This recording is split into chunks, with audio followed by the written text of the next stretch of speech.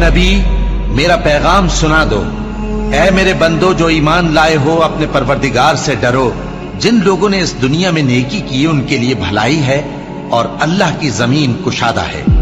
जो सब्र करने वाले हैं उनको बेहिसाब सवाब मिलेगा।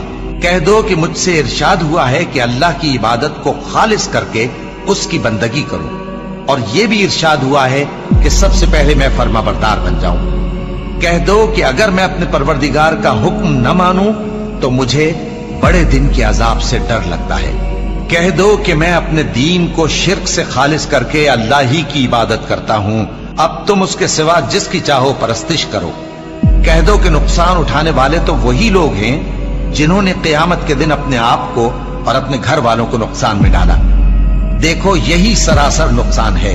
उनके ऊपर आग के साइबान होंगे और नीचे उसी के फर्श होंगे। ये वो अजाब है जिससे